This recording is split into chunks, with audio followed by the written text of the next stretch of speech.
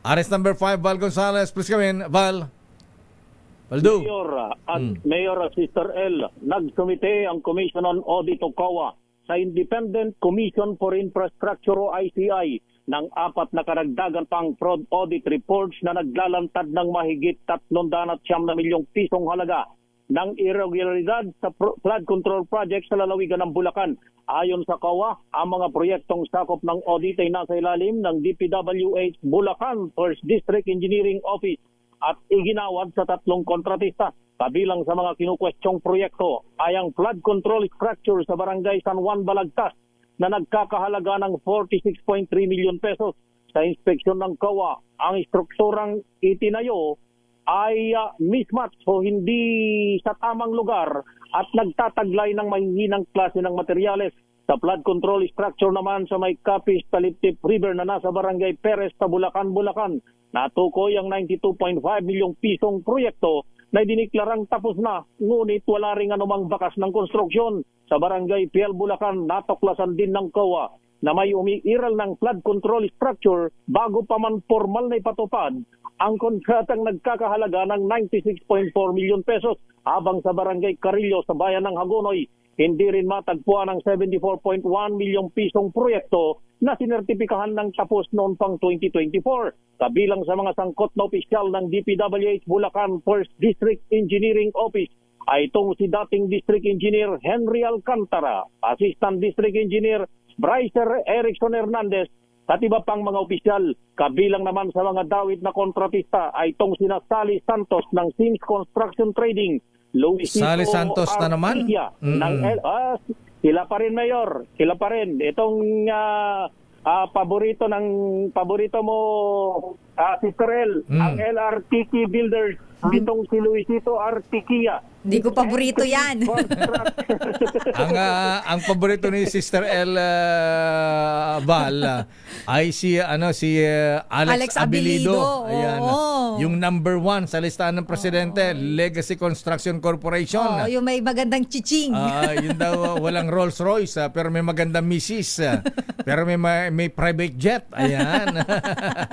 May mansion sa Malibu. Ayun. Village sa mga artista, mga mayaman sa California.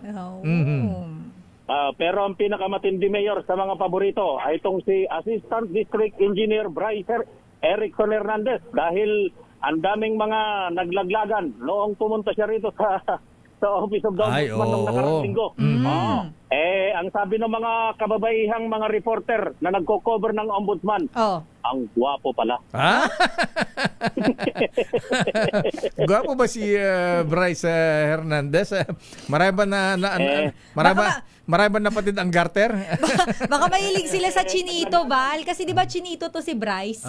Tsaka matangkad yata, di ba? Matangkad? Ayun. Ang tangkad kasing height ko, Mayor.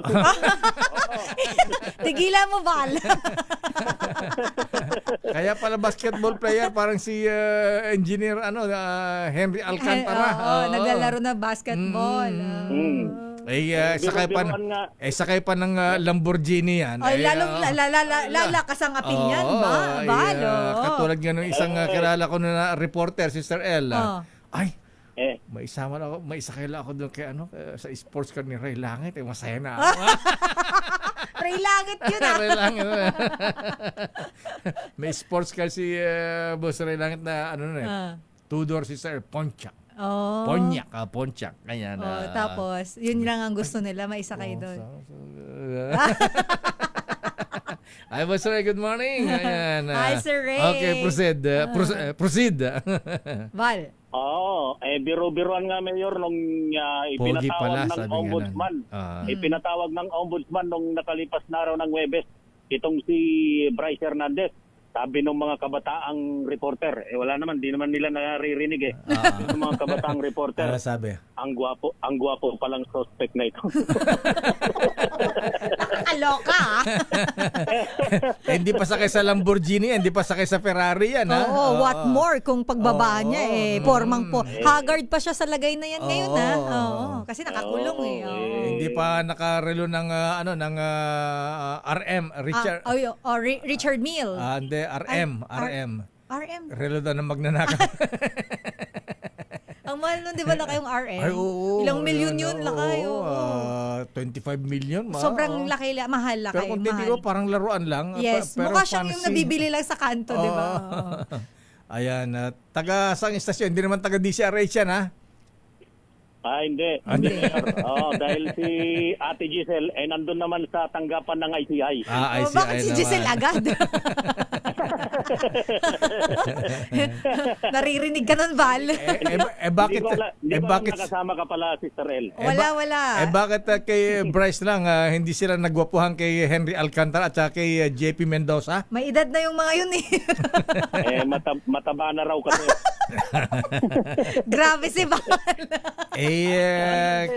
Si Alex Abilido. Ayan, oo. Oo nga, no? Nakakagwapo raw kasi pag maraming pera eh. Oo. Lalo pa ka, may private jet pa yan. Ayan.